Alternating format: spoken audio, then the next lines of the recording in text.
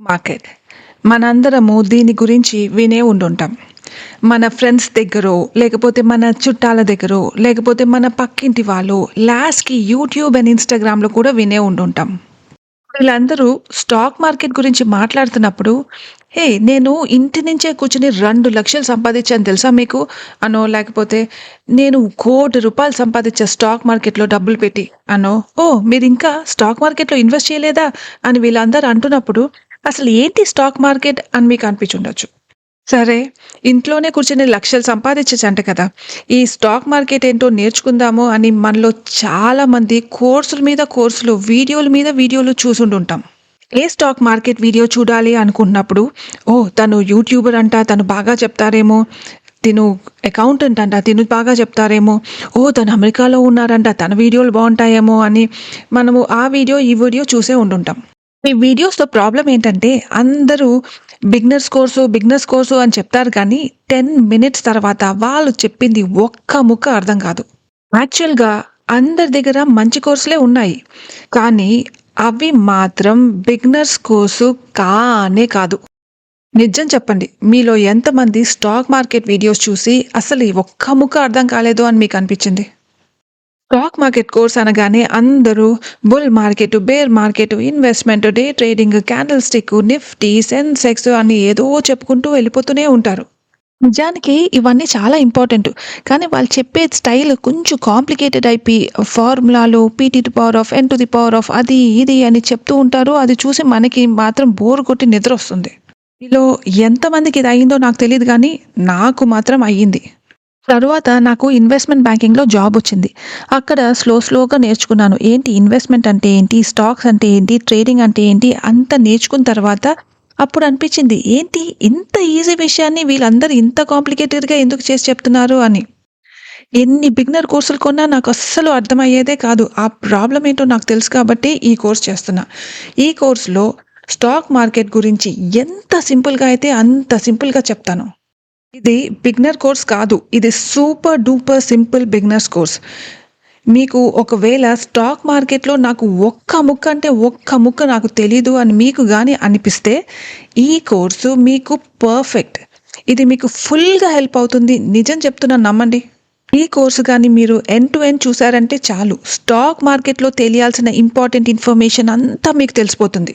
ఇప్పుడు మన కోర్స్‌లోకెళ్ళే ముందు మీరొక చాలా ఇంపార్టెంట్ స్టెప్ చేయాలి. అదేంటంటే, నేను మీకొక కథ చెప్తాను. ఇప్పుడు స్టాక్ మార్కెట్ గురించి చెప్పమంటే కథ చెప్తున్నాను అనుకోకండి. ఇది మాత్రం నమ్మండి. నేనిప్పుడు ఒక కథ చెప్తున్నాను. ఈ కథని మాత్రం మీరు చాలా జాగ్రత్తగా వినాలి. మళ్ళీ చెప్తున్నాను. నేను మీకొక కథ చెప్తాను. ఆ కథ మాత్రం మీరు చాలా చాలా జాగ్రత్తగా వినాలి. ఎందుకంటే ఈ కోర్స్ అంతా ఈ కథ చుట్టూయే తిరుగుతుంది. మీకు గాని ఈ కథ అర్థం అవ్వలేదనుకోండి, 2 సార్లు, 3 సార్లు, 4 సార్లైనా వినండి గానీ, ఈ కథ మాత్రం మీకు అర్థం అవ్వడం చాలా ఇంపార్టెంట్. ఓకే. ఇప్పుడు కథలోకెళ్ళిపోదాం. మళ్ళీ చెప్తున్నాను. ఈ కథ మాత్రం జాగ్రత్తగా వినండి. ఓకేనా? ఓకే. సరే. ఎవరో గురించెందుకు? మీ గురించే చెప్తాను. మనందరికీ తెలుసు మనందరం లైఫ్‌లో ఒక రొటీన్‌లో ఉంటాము. పొద్దున్నే లెగుస్తాము. ఏదో వర్క్‌కెళ్తాము, లేకపోతే కాలేజ్‌కెళ్తాము, లేకపోతే ఇంట్లో వంట వండుకోవడాలో, క్లీన్ చేసుకోవడాలో ఏదో పనులు చేస్తూనే ఉంటాము. రోజంతా కష్టపడిన తర్వాత నైట్‌కి తింటాము. తర్వాత యూట్యూబ్ చూస్తాము, లేకపోతే టీవీ చూస్తాము, లేకపోతే రీల్స్ చూస్తాము, తర్వాత పడుకుంటాము. మళ్ళీ సేమ్ రొటీన్. లెగుస్తాము, కష్టపడతాము, తింటాము, పడుకుంటాము. లెగుస్తాము, కష్టపడతాము, తింటాము, పడుకుంటాము. లెగుస్తాము, కష్టపడతాము, తింటాము, పడుకుంటాము. ఇలా రోజు మీరు మీ రొటీన్‌లో వెళ్తూ ఉన్నారు. సడెన్‌గా ఒకరోజు మీకు ఎహే! ఎన్ని రోజులు ఇలా కష్టపడాలి? ఏదో ఒకటి చేయాలి. ఏదో ఒకటి చేసి ఎక్స్‌ట్రా మనీ ఎర్న్ చేయాలి అని మీకు అనిపించింది. ఎక్స్‌ట్రా మనీ ఎలా ఎర్న్ చేయాలి? ఎలా ఎర్న్ చేయాలి? అని మీరు కూర్చొని ఆలోచిస్తూ ఉన్నారు. సడెన్‌గా మీకొక ఐడియా వచ్చింది.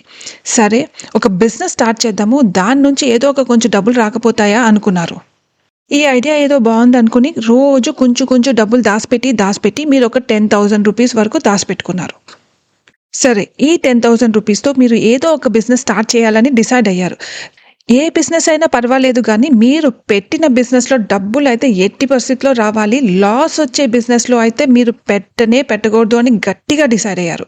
₹10,000తో మీరు ఏం బిజినెస్ పెట్టొచ్చో మీకు అర్థమే అవ్వట్లేదు. సర్లే అలా ఆలోచిస్తూ, ఆలోచిస్తూ మీరు రోడ్ మీద వెళ్తూ ఉన్నారు.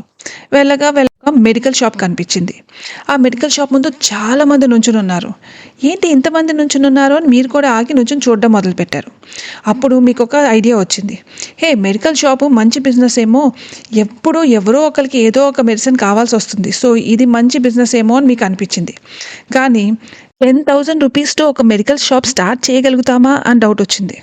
సో, మళ్ళీ అలా ఆలోచిస్తూ, నడుస్తూ వెళ్తూ ఉన్నారు. అప్పుడు ఒక బట్టల షాప్ కనిపించింది. హే! ₹10,000కి ఒక మెడికల్ షాప్ అయితే పెట్టలేను కానీ, బట్టల షాప్ అయితే గ్యారంటీగా పెట్టగలను. బట్టల షాప్ అయితే ఏముంది 4 శారీసు, 4 షర్ట్స్ కొని పెట్టేస్తే చాలు ఆ బట్టల షాప్ అయిపోతుంది అని మీకనిపించింది. కానీ ఈ మధ్య అందరూ ఇంటి నుంచే శారీలు అమ్మడం మొదలుపెట్టేశారు. అందరూ శారీలు అమ్మేస్తుంటే నా షాప్‌కి అసలు ఎవరైనా వస్తారా అని మీకు డౌటొచ్చింది. మీరేమనుకున్నారు? ఏ బిజినెస్‌లో అయినా పెట్టినా పర్వాలేదు గానీ లాస్ వచ్చే బిజినెస్‌లో మాత్రం నేనసలు స్టార్టే చేయకూడదు అని మీరు ముందే గట్టిగా డిసైడ్ అయ్యారు. మీకేమో ఏం చేయాలో తెలియట్లేదు. ఈ ₹10,000తో ఎట్టి పరిస్థితిలో మీకు ఈ ₹10,000తో బిజినెస్ స్టార్ట్ చేయాలి అని మాత్రం అనిపిస్తుంది. సో, అలా వెళ్తూ ఉంటే మీకు పక్కనే ఒక స్వగృహ ఫుడ్స్ కనిపించింది. అక్కడ ఒక సమోసా, ఒక టీ తాగి కూర్చొని ఆలోచిద్దాంలే అనుకుని అటెళ్లారు. మీరు ఒక సమోసా ఆర్డర్ చేసి అది తింటూ ఆ స్వీట్ షాప్ ఓనర్‌తో మాట్లాడడం మొదలుపెట్టారు. సార్ నా దగ్గర ఒక ₹10,000 ఉంది. మీకులాగా ఒక స్వీట్ షాప్ స్టార్ట్ చేయాలి అంటే నేను స్టార్ట్ చేయగలనంటారా? అని అడిగారు. అప్పుడు ఆ స్వీట్ షాప్ ఓనర్ మీతో అన్నారు, "స్వీట్ షాప్ స్టార్ట్ చేయడం చాలా కష్టం. స్వీట్స్ ఫ్రెష్‌గా ఉన్నాయా? ఎలక్ట్రిసిటీ పనిచేస్తుందా? ఫ్రిడ్జ్ పనిచేస్తుందా? కస్టమర్స్ హ్యాపీగా ఉన్నారా? స్వీట్స్ అన్నీ కరెక్ట్ టైంకొస్తున్నాయా? కౌంటర్‌లో మనుషులు సరిగ్గా పనిచేస్తున్నారా? క్లీన్‌గా ఉందా? చాలా పనులుంటాయి. ఒక స్వీట్ షాప్ స్టార్ట్ చేయాలంటే అంత ఈజీ కాదు" అని చెప్పారు. అలా ఆ స్వీట్ షాప్ ఓనర్‌తో మాట్లాడుతూ మీ బిజినెస్ ఎలా ఉంది అని మీరు అడిగారు. అప్పుడు ఆ స్వీట్ షాప్ ఆయన మీతో, "నేను పెట్టిన కొత్తలో చాలా కష్టపడ్డాను. చాలా కాంపిటీషన్ వచ్చింది.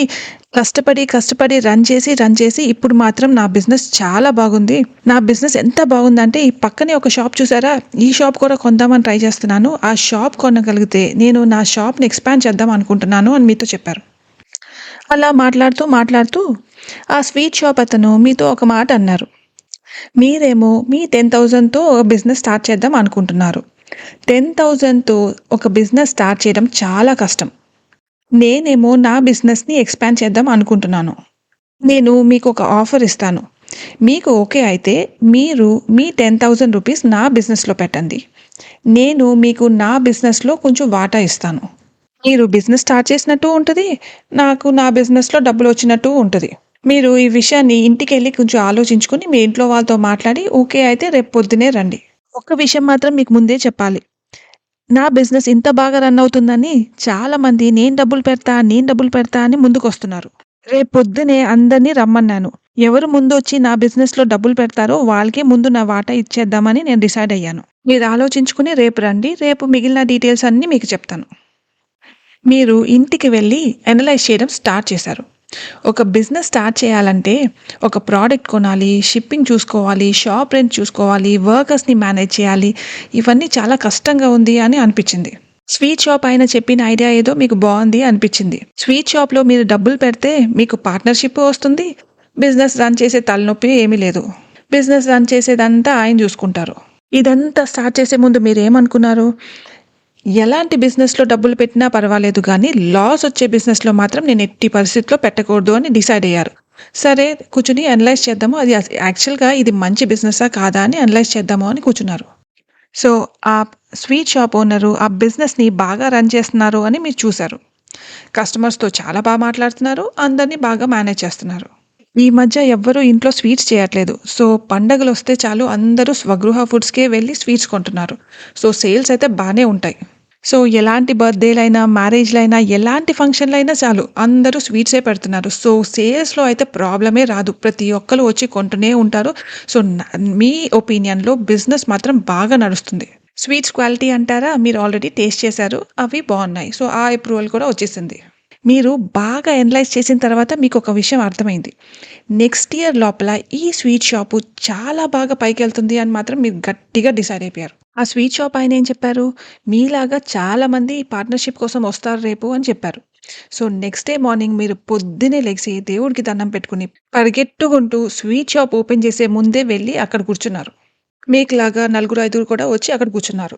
అందరి లోపల స్వీట్ షాప్ ఆయన, తనతో పాటు ఆ స్వీట్ షాప్ ఆయన వాళ్ళ లాయరు కొన్ని లీగల్ డాక్యుమెంట్స్ తీసుకొని అలా వచ్చి మీ అందరిని ఒక రూమ్‌లోకి తీసుకొచ్చి అక్కడ చెప్పడం మొదలుపెట్టారు. ఇప్పుడు ఆ స్వీట్ షాప్ ఓనర్ అన్నారు, ఇవాళ తన స్వీట్ షాప్ వాల్యూ 5,00,000 అన్నారు. ఎలా లెక్క పెట్టారు? అది తన ల్యాండ్, తన రెంట్, లోపల ఉన్న సామాన్లు అన్నీ కలిపితే అది 5,00,000 అవుతది. సో, తన బిజినెస్ వాల్యూ ఇవాళ 5,00,000 అని చెప్పారు. అది చెప్పి తన బిజినెస్ ఎక్స్‌పాండ్ చేయడానికి ప్రస్తుతానికి తనకి 1,00,000 కావాలి. 1,00,000 నేను రైజ్ చేద్దాం అనుకుంటున్నాను అన్నారు. ఆ 1,00,000 బదులుగా తన బిజినెస్‌లో డబ్బులు పెట్టిన వాళ్ళకి తన బిజినెస్ నుంచి చిన్న పార్ట్నర్‌షిప్ ఇస్తాను అని చెప్పారు. అప్పుడు మీరు వెంటనే నేను 10,000 రూపీస్ పెట్టానంటే మీ బిజినెస్‌లో నాకెంత పార్ట్నర్‌షిప్ వస్తుంది అని అడిగారు. మీరు చాలా మంచి క్వెషన్ అడిగారు. ఎప్పుడు మీరు పెట్టిన మనీకి మీకెంతొస్తుంది అన్నది మీకు తెలుసుకోవాలి. అప్పుడు ఆ స్వీట్ షాప్ ఆయన ఇలా రాసి చూపిచ్చారు. 100% ఆఫ్ ది బిజినెస్ ఎంతన్నారు? 5,00,000 అన్నారు. 10,000 మీకు పెడుతున్నారు. 10,000 ఆఫ్ 10,000 మీరు ఆ బిజినెస్‌లో పెడితే మీకెంత పార్ట్నర్‌షిప్ రావాలి? 2% రావాలి. 2% వస్తది అని స్వీట్ షాప్ ఆయన ఎలా చెప్పగలిగారు? ఇది చూద్దాం. 100% ఎంతన్నారు? 5,00,000. 10,000 మీరు పెడితే ఎంత రావాలి? అంటే 10,000 ఇంటూ 100 డివైడెడ్ బై 5,00,000 ఇది చేస్తే అప్పుడు మనకి 2% వస్తది. అందుకే మనకి తెలిసింది 2% ఇస్తారు మనం 10,000 పెడితే అని. సరే. మరి ఆ స్వీట్ షాప్ ఆయన ఎంత రైజ్ చేద్దాం అనుకుంటున్నారు? 1,00,000 రైజ్ చేద్దాం అనుకుంటున్నారు. 1,00,000 రైజ్ చేస్తే మరి ఎంత పర్సెంట్ ఇచ్చేయాలి అందరికి? చూద్దాం. 100% ఆఫ్ ది బిజినెస్ ఎంత? 5,00,000. ఎంత రైజ్ చేద్దాం అనుకుంటున్నారు? 1,00,000. 1,00,000 ఎంత పర్సెంట్ ఆఫ్ ది బిజినెస్ అయి ఉండొచ్చు? 1,00,000 ఇంటూ 100 డివైడెడ్ బై 5,00,000 ఇది చేస్తే 20% వచ్చింది. అంటే ఆ స్వీట్ షాప్ ఆయన 1,00,000కి తన బిజినెస్‌లో 1,00,000 తను కలెక్ట్ చేసిన తర్వాత తన బిజినెస్‌లో ఆ 20% ఇచ్చేయడానికి రెడీ అవుతున్నారు. ఆ స్వీట్ షాప్ ఆయన ఇంకోటేం చెప్పారంటే, తన బిజినెస్‌లో ఎవరైనా డబ్బులు పెట్టాలనుకుంటే మినిమమ్ 10,000 రూపీస్ పెట్టాలి. తను 100 రూపీస్ అక్కడ, 100 రూపీస్ ఇక్కడ ఇలా తీసుకోవడం తనకిష్టం లేదు అని ముందే చెప్పేశాడు. అంటే దాని అర్థం ఏంటి? స్వీట్ షాప్‌లో డబ్బులు పెట్టాలి అని అనుకుంటున్నారనుకోండి ఎవరైనా, వాళ్ళు మినిమమ్ 10,000 రూపీస్ పెట్టాలి. 10,000 కంటే తను తీసుకోనంటే తీసుకోను అని చెప్పేశారు. తను స్వీట్ షాప్ అయినా ఎంత రైజ్ చేద్దాం అనుకుంటున్నారు? 1,00,000 రైజ్ చేద్దాం అనుకుంటున్నారు. ఒక్కొక్కళ్ళు ఎంత పెట్టొచ్చు? 10,000 పెట్టొచ్చు. అంటే తనేంటి ఓన్లీ 10 స్పాట్సే ఉన్నాయి. ఎందుకంటే 10,000 పెట్టొచ్చు కాబట్టి 10 స్పాట్సే ఉన్నాయి. సో, మీకు 10,000కి 2% వస్తుంది. అదే 1,00,000కి 20% వస్తుంది. సో, స్వీట్ షాప్ ఆయన ఎక్స్‌ప్లెయిన్ చేయడం అయిపోయగానే మీరు జంప్ చేసి పరిగెట్టుకుంటూ ఎళ్లి ఇదిగోండి నా 10,000 అని చెప్పేసి మీ 2% మీ పార్ట్నర్‌షిప్ తీసేసుకున్నారు. ఎందుకంటే అక్కడ ఇంకో నలుగురు, ఐదుగురు ఉన్నారు. మీకు మళ్ళీ కాంపిటీషన్ ఉందక్కడ. మీరు అందరికంటే ముందు వెళ్ళి మీ 10,000 ఇచ్చేశారు కాబట్టి మీకు మీ 2% పార్ట్నర్‌షిప్ ఇచ్చేశారు. ఆ స్వీట్ షాప్ ఆయన వాళ్ళ లాయరు మీకొక లీగల్ డాక్యుమెంట్ ఇచ్చారు. దాంట్లో ఏముంది? మీరు 10,000 రూపీస్ ఇచ్చారని, ఆ స్వీట్ షాప్‌లో మీకు 2% వాటా ఉందని రాసి ఇచ్చేశారు. మీరిప్పుడు లీగల్‌గా ఆ స్వీట్ షాప్‌లో 2% ఓనరు. మీకైతే చాలా హ్యాపీగా ఉంది. అసలు మీరైతే మీ హ్యాపీనెస్ కంట్రోల్ చేసుకోలేకపోతున్నారు. అంతే. మీరు ఎప్పుడు ఫెస్టివలొచ్చినా, ఎవరైనా పెళ్ళికి పిలిసినా, ఎవరైనా ఫంక్షన్‌కి పిలిసినా చాలు. మా స్వీట్ షాప్‌కెళ్ళండి, మా స్వీట్ షాప్‌కెళ్ళండి అని మీరు ఒకటే అందరిని అక్కడికి పంపించడం మొదలుపెట్టారు. అలా అలా మీరు స్వీట్ షాప్‌లో పార్ట్నర్‌షిప్ తీసుకొని 1 ఇయర్ అయిపోయింది. 1 ఇయర్ అయ్యిందని ఆ స్వీట్ షాప్ ఓనరు ఎవరెవరు పార్ట్నర్‌షిప్ తీసుకున్నారో వాళ్ళందరిని పిలిచారు. లాస్ట్ ఇయరు ఆ స్వీట్ షాప్‌లో సేల్స్ ఎంత బాగయ్యాయి, ఆ స్వీట్ షాప్ ఎంత పైకెళ్ళింది, ఆ బ్యాలెన్స్ షీట్సు, ఆ సేల్సు, ఆ ఫైనాన్షియల్ డాక్యుమెంట్స్ అన్నీ చూపించి వాళ్ళకి మన స్వీట్ షాప్ లాస్ట్ ఇయర్ చాలా బాగా రన్ అయింది అని చెప్పారు. కానీ ఏం చెప్పారంటే last year complete business value అని ఎంత అని చెప్పాను? 100% వాల్యూ ఎంత? 5,00,000 అని చెప్పాను. కానీ ఈ ఇయర్ 100% వాల్యూ 20,00,000కి వెళ్ళిపోయింది. మన బిజినెస్ ఎంత బాగయిందంటే అది 20,00,000 అయిపోయింది. సో, ఆ స్వీట్ షాప్ ఆయన మీతో ఏం చెప్పారంటే, లాస్ట్ ఇయర్ మీరు 2% వాటా ఎంతకి కొన్నారు? 10,000 రూపీస్‌కి కొన్నారు. అదే ఇప్పుడు ఈ ఇయర్ ఆ వాటా ఎంత పైకెళ్ళిపోయిందంటే, అదే 2% వాటా ఇప్పుడు 40,000 అయిపోయింది. అంటే మీరు లాస్ట్ ఇయర్ 10,000 పడితే, ఈ ఇయర్ మీకు 30,000 లాభం వచ్చింది. సరే ఇప్పుడు మళ్ళీ చూద్దాము. మీ 2% 40,000కి వెళ్ళిందని ఎలా తెలిసింది మనకి? మళ్ళీ రాద్దాం ఇక్కడ. 100% ఎంత అని చెప్పారు? 20,00,000 అని చెప్పారు. అదే 2% అయితే ఎంత? 2 ఇంటూ 20,00,000 డివైడెడ్ బై 100 ఇది చేస్తే మనకి 40,000 వస్తుంది. అంటే దాని అర్థం ఏంటి? మీ 2% వాటా ఈ ఇయర్ 40,000కి వెళ్ళిపోయింది. అంటే మీకు 30,000 లాభం. 30,000 లాభం అంటున్నారేంటి? 40,000 కదా అంటే కాదు. లాస్ట్ ఇయర్ మీరు ఎంత పెట్టారు? 10,000 పెట్టారు. అది ఇప్పుడు ఎంత అయింది? 40,000 అయింది. అంటే 40,000 మీదే, ఆల్రెడీ ఆ 10,000 మీదే. సో ఆ 40,000లో 10,000 తీసేస్తే మీకు లాభం ఎంత? 30,000. సో మీకు ఇప్పుడు 30,000 లాభం వచ్చింది. 10,000 పెడితే 30,000 లాభం వచ్చింది. అదే మీరు ఆ 10,000 తీసుకెళ్ళి బీరువాలో పెట్టి ఏం చేయకుండా ఉండుంటే ఆ 10,000 ఈ ఇయర్ కూడా అలానే 10,000 అయ్యే ఉండేది. అదేమన్నా పిల్లలు పెడతదా? గుడ్లు పెడతదా? ఎక్కడ 10,000 అక్కడే ఉంటది. కానీ మీరేం చేశారు? స్మార్ట్‌గా ఆ 10,000 తీసుకొని ఈ స్వీట్ షాప్‌లో పార్ట్నర్‌షిప్ తీసుకున్నారు. మీరు ఎవరికి పడితే వాళ్ళకేమి ఇవ్వలేదు. మీరు ఆ స్వీట్ షాప్ గురించి బాగా అనలైజ్ చేసి, ఆ స్వీట్ షాప్ ఓనర్ గురించి బాగా అనలైజ్ చేసి, ఆ స్వీట్ షాప్ బిజినెస్ పైకెళ్తదా లేదా అని బాగా అనలైజ్ చేసిన తర్వాత ఆ 10,000 ఎళ్లి ఆ స్వీట్ షాప్ ఓనర్‌కి ఇచ్చి మీరు మీ పార్ట్నర్‌షిప్ తీసుకున్నారు. మీ అనాలిసిస్ కరెక్ట్‌గా ఎళ్ళింది కాబట్టి మీకు లక్కీగా 30,000 లాభం వచ్చింది. మీరైతే ఇంకా చాలా చాలా హ్యాపీ ఫీల్ అయిపోయారు. మీరింక వెళ్ళి మీ ఫ్రెండ్స్‌కి, మీ చుట్టాలకి అందరికీ చెప్పడం స్టార్ట్ చేశారు. నేను లాస్ట్ ఇయర్ 10,000 పెట్టాను. ఈ ఇయర్ అది 30,000 లాభం ఇచ్చింది నాకు అని అందరికీ చెప్పడం మొదలుపెట్టారు. మీరలా అలా ఆ చుట్టానికి, ఈ చుట్టానికి, ఆ ఫ్రెండ్‌కి, ఈ ఫ్రెండ్‌కి అలా అలా చెప్పగా చెప్పగా అందులోపల మీ చుట్టాలో ఒక అబ్బాయికి ఈ ఐడియా ఏదో బావుంది. నేను కూడా ఓ 2% కొంటే పోలేదా అని అనిపించింది. అప్పుడు మీ చుట్టాలబ్బాయి ఏం చేశాడంటే డైరెక్ట్‌గా ఆ స్వీట్ షాప్ ఓనర్ దగ్గరికెళ్ళి, "సార్ నేను ఒక 2% పార్ట్నర్‌షిప్ కొంటాను. నాకు అమ్ముతారా?" అని ఈళ్ళు అడిగారు. అప్పుడు ఆ స్వీట్ షాప్ ఓనర్ ఏం చెప్పారంటే, "బాబు నాకు లాస్ట్ ఇయర్ డబ్బులు కావాల్సొచ్చింది. నేను నా స్వీట్ షాప్‌ని ఎక్స్‌పాండ్ చేద్దాం అనుకున్నాను. అందుకే లాస్ట్ ఇయర్ ఏమో డబ్బులు రైజ్ చేశాను. ఈ ఇయర్ నా బిజినెస్ చాలా నడుస్తుంది. నాకిప్పుడు డబ్బులు అవసరం లేదు. నేనిప్పుడు 2% అమ్మలేను బాబు" అని డైరెక్ట్‌గా చెప్పేశారు. ఇప్పుడు ఆ చుట్టాలబ్బాయి ఏం చేశాడు? మీ దగ్గరకొచ్చారు. మీ దగ్గరకొచ్చి మీ 2% తనకి అమ్ముతారా అని అడిగాడు. మీరు దానికి లేదు నాకేం అమ్మే ఉద్దేశ్యం ఏం లేదు అని చెప్పేశారు. అప్పుడు ఆ చుట్టాలబ్బాయి ఏమన్నాడంటే ఓకే. ఆ 2% వాల్యూ ఇప్పుడు ఎంతకుంది? 40,000కుంది. సరే నేను నీకు 50,000 ఇస్తాను. ఆ 2% నాకు అమ్మేస్తావా అని అన్నాడు. ఇప్పుడు మీరు మీ చుట్టాలబ్బాయికి ఏం చెప్పారు? నాకైతే ఇప్పుడు అమ్మే ఉద్దేశ్యమే లేదు. తర్వాత ఎప్పుడైనా అమ్మాలనుకుంటే నీకు నేను గ్యారంటీగా చెప్తాను అని చెప్పేశారు. మీరు మళ్ళీ అలా మీ రొటీన్‌లో బిజీ అయిపోయారు. అలా బిజీ ఎళ్ళగా ఎళ్ళగా ఒకరోజు మీ ఫ్రెండ్ ఎవరో తన ఫంక్షన్‌కి పిలిచారు. మీరు ఆ ఫంక్షన్‌కెళ్ళి ముందులాగే అక్కడ వచ్చిన వాళ్ళందరికీ మా స్వీట్ షాప్ ఉందండి. మా స్వీట్ షాప్‌లో నాకు 2% ఓనర్‌షిప్ ఉందండి. ఎళ్లి ఆ స్వీట్ షాప్‌లో కొనుక్కోండి. అలా అందరికీ చెప్పడం మొదలుపెట్టారు. మీరు ముందు ఎలా చేసేవారో అలానే చెప్తూ ఉన్నారు. అలా మీ ఫ్రెండ్‌కి అలా చెప్తూ ఉంటే, అప్పుడు మీ ఫ్రెండ్ లేదండి ఈ మధ్య మేము స్వీట్స్ తినడం మానేసాము. డయాబెటిసు, బీపీలు, షుగర్‌లు ఇవన్నీ వస్తున్నాయని మేము కంప్లీట్‌గా స్వీట్ తగ్గిచ్చేసాము. మా పిల్లలు కూడా స్వీట్ తగ్గిచ్చేసాము అని చెప్పారు. ఆహా! సరే అని మరి తర్వాత ఇంకో ఫ్రెండ్ ఎవరో వచ్చారు. ఆ ఫ్రెండ్‌తో కూడా మాట్లాడుతూ అలా మీరు చెప్పారు. ఆ స్వీట్ షాప్‌లో నాకు పార్ట్నర్‌షిప్ ఉంది. రేపు ఎప్పుడైనా మీరు స్వీట్స్ కావాలంటే అక్కడికెళ్ళి కొనుక్కోండి అని చెప్పారు. ఆ ఫ్రెండ్ కూడా లేదు నేను ఈ మధ్య స్వీట్స్ తినడం మానేసాము. బాగా ఆ డిసీజ్, ఈ డిసీజ్ అని వస్తుంది. షుగర్ అసలు మంచిది కాదంటున్నారు కదా! అందుకే నేను కంప్లీట్‌గా స్వీట్స్ తినడం మానేసాము. ఈ మధ్య ఓన్లీ హెల్తీయే తింటున్నాం మేము అని చెప్పారు. అది అలా అయిపోయింది. మీరు ఇంటికెళ్ళిపోయారు. అంతా పట్టించుకోలేదు. అంతా అయిపోయింది. నెక్స్ట్ టైము ఎవరో ఎవరో పెళ్ళికి పిలిచారు. మీరు ఆ పెళ్ళికెళ్తే మళ్ళీ సేమ్ మీరెళ్లి అక్కడ నాకు పార్ట్నర్‌షిప్ ఉందండి. మీరెళ్లి అక్కడ స్వీట్లు కొనుక్కోండి అని చెప్పడం మొదలుపెట్టారు. ఆ పెళ్ళిలో కూడా చాలామంది లేదండి మేము స్వీట్లు తినడం మానేసాము. మేము చాలా హెల్తీ తినడం స్టార్ట్ చేశాము. ఈ మధ్య మిల్లెట్సు, స్ప్రౌట్సు, లో కార్బ్ ఇవే తింటున్నామండి. మేమైతే స్వీట్స్ అయితే కంప్లీట్‌గా తగ్గించేసామని మళ్ళీ వాళ్ళు కూడా చెప్పారు. చాలామంది ఇంక చెప్పడం మొదలుపెట్టారు. స్వీట్స్ తినడం మానేసామని. సో, మీరేం చేశారు? మీరు ఇంటికెళ్ళి దాని గురించి ఆలోచించడం మొదలుపెట్టారు. మీరు మళ్ళీ మీ అనాలిసిస్ స్టార్ట్ చేశారు. ముందులాగా అందరూ స్వీట్స్ తింటున్నట్టు లేరు అని మీకు అర్థమైంది. బీపీలు, షుగర్‌లు ఇవన్నీ ఎక్కువ అయిపోయాయి అందరికీ. సో, అందరూ స్వీట్స్ తినడం మానేశారు. పిల్లలకి కూడా స్వీట్స్ పెట్టడం తగ్గిచ్చేశారు. స్లోగా అందరూ స్వీట్ షాప్‌కే ఎళ్ళడం తగ్గిచ్చారు అంటే ఆ స్వీట్ షాప్ బిజినెస్ పడిపోతుంది. పేరుకి మీకు 30,000 లాభం వచ్చింది, 30,000 లాభం వచ్చింది అని అందరికీ చెప్తున్నారు కానీ, మీ చేతిలో 30,000 ఏం లేదు. ఆ 30,000 కూడా ఆ బిజినెస్‌లోనే ఉంది. రేపు ఆ బిజినెస్ పడిపోయింది అంటే ఆ 30,000 మీరు పెట్టిన 10,000 అన్నీ పోతాయి. మీకసలు మీరు పెట్టింది కూడా తిరిగి రాదు.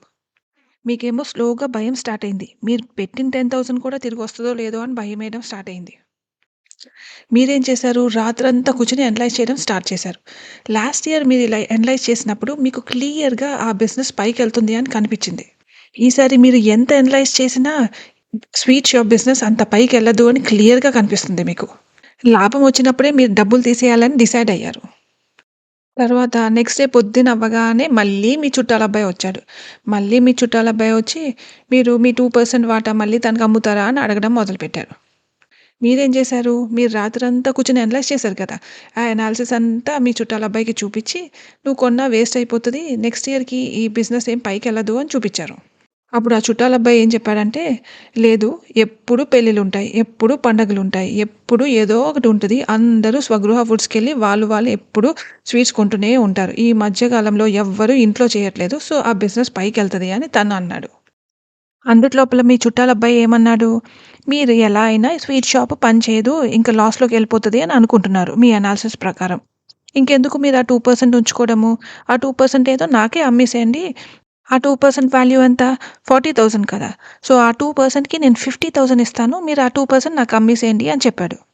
మీరు ఫస్ట్ నుంచి ఏమనుకున్నారు? లాస్ వచ్చే బిజినెస్‌లో నేను అసలు డబ్బులు పెట్టనే పెట్టకూడదు అని ముందు నుంచి అనుకున్నారు. మీ అనాలిసిస్ ప్రకారం ఈ స్వీట్ షాపు లాస్ వచ్చేటట్టే ఉంది. సో, మీరు మీ చుట్టాల అబ్బాయికి ఓకే. నా 2% మీకు అమ్మేస్తాను 50,000కి అని చెప్పేసారు. అప్పుడేం చేశారు? మీరు మీ చుట్టాల అబ్బాయి కలిసి ఒక లాయర్ దగ్గరికెళ్లారు. ఆ లాయర్ దగ్గరికెళ్లి లీగల్‌గా మీ 2% ఉంది కదా! స్వీట్ షాప్‌లో. ఆ 2% మీ చుట్టాల అబ్బాయి పేరు మీద రాసేస్తున్నాను. ఆ చుట్టాల అబ్బాయి మీకు 50,000 ఇచ్చారు అని లీగల్‌గా ఒక డాక్యుమెంట్ మీద రాయించుకున్నారు. లాయర్ దగ్గర ఇది లీగల్‌గా రాయించుకున్న తర్వాత మీకు మీ 50,000 వచ్చేసింది. మీ చుట్టాలబ్బాయికి తన 2% వచ్చేసింది. మీరు హ్యాపీయే. మీ చుట్టాలబ్బాయి హ్యాపీయే. ఈసారి మీరు 10,000 పెడితే మీకెంత లాభమొచ్చింది? 40,000 లాభమొచ్చింది. ఇక్కడ మీరు చాలా ఇంపార్టెంట్ ఒకటి నోటీస్ చేయాలి. మీ 2% ఎవరికెళ్ళింది?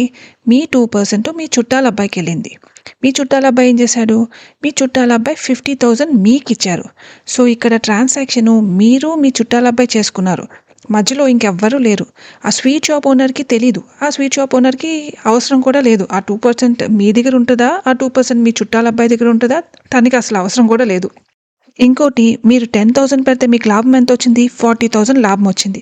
ఆ 40,000 లాభం మీకొచ్చింది. ఆ స్వీట్ షాప్ ఓనర్‌కి కాదు. మీరు మీ 2%ని లాభానికి అమ్ముకున్నారు. అందుకే ఆ డబ్బులు మీకొచ్చాయి. మీరేం తిరిగి ఈ డబ్బులు స్వీట్ షాప్ ఓనర్‌కి ఇవ్వాల్సిన అవసరం లేదు. మీ వాటాని మీరు ఎక్కువకి అమ్ముకున్నారు. అందుకే మీకొచ్చాయి. మీరు ఆ 2% లాభానికి అమ్ముకోవడం వల్ల స్వీట్ షాప్ ఓనర్‌కి డబ్బులు పోయేది ఏం లేదు. వచ్చేది ఏమీ లేదు. మీరు ఆ 50,000 తీసుకొని చాలా హ్యాపీగా ఇంటికెళ్లారు. ఇంటికెళ్ళిన తర్వాత మళ్ళీ మీ అనాలిసిస్ స్టార్ట్ చేశారు. మీరేం చేశారు? మీ దగ్గర ఉన్న డబ్బులంతా తీసుకెళ్ళి ఒక స్వీట్ షాప్‌లో పెట్టారు. ఆ స్వీట్ షాప్‌లో పెట్టారు కాబట్టి, ఆ స్వీట్ షాప్ పడిపోయి ఉండుంటే మీ డబ్బులంతా పోయేది. మీరేం తప్పు చేశారు? ఉన్నదంతా తీసుకెళ్ళి ఒక దాంట్లో పెట్టారు. అదే మీ తప్పు అని మీరు రియలైజ్ అయ్యారు. ఈసారి మీరు ఉన్నదంతా ఒక దాంట్లో కాకుండా 2, 3 డిఫరెంట్ షాపుల్లో పెట్టుంటే ఒకటి పడిపోతే ఇంకో దాంట్లో నుంచైనా డబ్బులొచ్చేవి అని మీరనుకున్నారు. ఈసారైతే లక్కీగా మీకు లాభం వచ్చింది కానీ, నెక్స్ట్ టైము బాగా అనలైజ్ చేసి 2, 3 డిఫరెంట్ బిజినెస్‌లో పెట్టాలి అని మీరు డిసైడ్ అయ్యారు. కానీ లాస్ట్ టైము లక్కీగా మీకు బిజినెస్ ఎక్స్‌పాండ్ చేయడానికి ఆ స్వగృహ ఫుడ్స్ అతను కనిపించాడు కాబట్టి, మీరెళ్లి మీ డబ్బులు తీసుకెళ్ళి తన దాంట్లో పెట్టారు. కానీ ఈసారి ఎవరి దాంట్లో పెట్టాలి? ఎక్కడ పెట్టాలి? ఎలా తెలుస్తుంది మీకు? మీరైతే షాప్‌కి వెళ్లి డబ్బులు కావాలా అనైతే అడగలేరు. అలా పొరపాటున ఈ డబ్బులు కావాలా అనుకుంటూ షాప్‌కి వెళ్లారంటే ఎవరో ఒకళ్ళు మీ డబ్బులు తీసుకొని జంపు జలాని అందరూ పారిపోతారు. ఈ స్వీట్ షాపు మీ వీధిలో ఉంది కాబట్టి మీరలా వెళ్తూ ఉన్నప్పుడు ఈ స్వీట్ షాప్‌లోకెళ్ళి మీరు తనతో మాట్లాడి, "ఓహ్! మీరు బిజినెస్ ఎక్స్‌పాండ్ చేస్తున్నారా? మీకు డబ్బులు కావాలా? నేను పెడతాను" అని మీరలా తనతో కాంటాక్ట్ అయ్యి తన దగ్గర పెట్టారు. సేమ్ ఈ స్వీట్ షాప్ అతనిలాగా చాలా బిజినెసెస్ వాళ్ళ బిజినెస్‌ని ఎక్స్‌పాండ్ చేద్దాం అనుకుంటూ ఉండుంటాయి కదా! వాళ్ళ బిజినెస్‌లో ఎవరైనా మనీ పెడతారా అని చూస్తూ ఉండుంటారు కదా! అలాంటి బిజినెస్ ఈ వీధిలోనో, పక్క వీధిలోనో, పక్క స్టేట్‌లోనో మేబీ నార్త్ ఇండియాలో అయినా ఉండుంటాయి గదా! ఆ బిజినెస్ ఈ స్వీట్ షాప్ కంటే ఇంకా మంచి బిజినెస్ అయ్యుంటదేమో! అలాంటి బిజినెస్‌లో పార్ట్నర్‌షిప్ తీసుకుంటే ఇంకా మంచి లాభం వస్తదేమో! అలాంటి బిజినెస్‌లో మీకేమో డబ్బులు పెట్టి పార్ట్నర్‌షిప్ తీసుకోవాలనుంది. కానీ ఆ బిజినెస్‌లు ఎక్కడున్నాయో, వాళ్ళని ఎలా కాంటాక్ట్ చేయాలో మీకు మాత్రం తెలియట్లేదు. మీరు ఆలోచించి సరే ఆకలేస్తుంది కదా! బయటికెళ్ళే ఓపిక అయితే లేదు. ఇంటికి ఫుడ్ ఆర్డర్ చేసుకుందాము అనుకున్నారు. ఆ ఫుడ్ ఆర్డర్ చేసే యాప్స్ ఉంటాయి కదా! ఆ యాప్ ఒకటి ఓపెన్ చేసి మీరొక కేకు, ఒక బర్గరు, ఒక బిర్యానీ, ఒక దోస ఆర్డర్ చేశారు. సడెన్‌గా మీకొకటి తట్టింది. అరే! నేను కేక్ ఒక దగ్గర నుంచి, బర్గర్ ఒక దగ్గర నుంచి, బిర్యానీ ఒక దగ్గర నుంచి, దోస ఒకళ్ళ దగ్గర నుంచి ఆర్డర్ చేస్తున్నానే.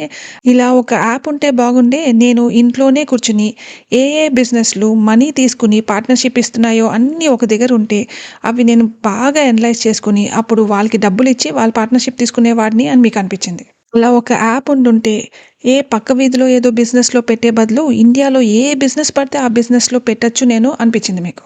2 డేస్ తర్వాత మీ చుట్టాలబ్బాయి మళ్ళీ వచ్చాడు. మళ్ళీ వచ్చి ఆ 2% పార్ట్నర్‌షిప్ మీ దగ్గర కొన్నాడే, ఆ పార్ట్నర్‌షిప్‌ని వాళ్ళ ఫ్రెండ్‌కి అమ్మేసానని చెప్పాడు. అదేంటి? అదెందుకు అమ్మేశావు అని మీరడిగారు. అప్పుడు ఆ చుట్టాలబ్బాయి చెప్పాడు, తన ఫ్రెండ్ అదే షేరు ఆ 2% షేర్‌కి తను 70,000 ఇస్తానని చెప్పాడు. అందుకే అమ్మేశాను. నాకు 2 డేస్‌లో 20,000 లాభం వచ్చింది అని చెప్పాడు. మీరేమో షాకయ్యారు. మీరేమో 1 ఇయర్ వెయిట్ చేస్తే మీకు 30,000 లాభం వచ్చింది. అదే ఆ అబ్బాయి 2 డేస్‌లో 20,000 లాభం భలే తెచ్చుకున్నాడు అని. ఇది మన స్టోరీ. మీకు స్టోరీ బాగా అర్థమైంది కదా! సరే ఒకసారి ఫాస్ట్‌గా రివైజ్ చేద్దాం. స్టోరీలో ఏమైంది? మీరు చాలా కష్టపడి ఒక 10,000 రూపీస్ దాసిపెట్టారు. ఆ 10,000 తీసుకెళ్ళి ఒక బిజినెస్‌లో పెట్టారు. ఏ బిజినెసు? స్వీట్ షాప్ బిజినెస్‌లో పెట్టారు. స్వీట్ షాప్ బిజినెస్‌లో పెట్టిన తర్వాత ఏమైంది? ఆ స్వీట్ షాప్ ఓనర్ మీకు 10,000 రూపీస్ మీరు పెట్టినందుకు 2% వాటా మీకిచ్చాడు. మీరు ఆ 2% వాటా తీసుకున్న తర్వాత ఆ స్వీట్ షాప్ ఓనరు 1 ఇయర్ వరకు చాలా బాగా ఆ బిజినెస్‌ని రన్ చేశాడు. ఆ రన్ చేసిన తర్వాత ఆ బిజినెస్ ఎంత బాగా అయిందంటే మీ 2% వాటా ఎంతకయింది? 40,000 అయిపోయింది. మీ 2% వాటా 40,000 అయిన తర్వాత ఏమైంది? మీ చుట్టాలబ్బాయి ఒక అబ్బాయి మీ దగ్గరకొచ్చాడు. వచ్చి ఆ 2% వాటాని మీ దగ్గర 50,000కి కొనుక్కుంటానన్నాడు. అన్న తర్వాత ఏమైంది? మీరు మీ 2% వాటాని ఆ అబ్బాయికి 50,000కి అమ్మేశారు. అంటే ఎంత? మీకు 40,000 లాభం వచ్చింది. ఒక 10,000 మీది, ఒక 40,000 మీకు లాభం వచ్చింది. అందులో ఆ చుట్టాలబ్బాయి ఏం చేశాడు? ఆ 2% వాటాని తీసుకెళ్ళి తను వాళ్ళ ఫ్రెండ్‌కి అమ్మేశాడు. ఎంతకి? 70,000కి అమ్మాడు. సో, తనకెంత ప్రాఫిట్ వచ్చింది? 20,000 వచ్చింది. సో, మీకు 1 ఇయర్‌లో మీకు 40,000 లాభం వస్తే తనకి 2 డేస్‌లోనే 20,000 లాభం వచ్చింది. ఇది మన స్టోరీ. ఈ స్టోరీ గాని మీకు అర్థమైతే స్టాక్ మార్కెట్ మీకు అర్థమైనట్టే. ఈ స్టోరీలో నేను స్టాక్ మార్కెట్ అంటే ఏంటి? ఇన్వెస్ట్‌మెంట్స్ అంటే ఏంటి? స్టాక్స్ లేకపోతే షేర్స్ అంటే ఏంటి? ఫండమెంటల్ అనాలిసిస్ అంటే ఏంటి? లాంగ్ టర్మ్ ఇన్వెస్ట్‌మెంట్స్ అంటే ఏంటి? ట్రేడింగ్ అంటే ఏంటి? ఈ స్టోరీతో నేను కవర్ చేశాను. ఇప్పుడు ఈ స్టోరీని గుర్తుపెట్టుకోండి. మన కోర్స్‌లో ఈ స్టోరీని నేను రిఫర్ చేస్తూ ఉంటాను. మీరు ఈ స్టోరీ గాని గుర్తుపెట్టుకుంటే మీకు నేను చెప్పింది చాలా బాగా అర్థమవుతుంది. మన స్టోరీ చెప్పుకోవడం అయిపోయింది కదా! ఇప్పుడు యాక్చువల్ స్టాక్ మార్కెట్ కోర్స్‌లోకి వెళ్దాము. స్టాక్ మార్కెట్ అనగానే అందరూ bull market, bear market, market cap, day trading, candlesticks ఏవేవో అంటారు. నేనేమో స్టాక్ మార్కెట్ అనగానే ఏదో స్టోరీ చెప్పాను. ఇప్పుడు నేను అస్సలు స్టాక్ మార్కెట్‌కి నేను చెప్పిన స్టోరీకి ఏంటి సంబంధం? మీరు నేర్చుకోవాల్సిన చాలా ఇంపార్టెంట్ టర్మ్స్ ఏంటో ముందు దాంతో స్టార్ట్ చేస్తాను.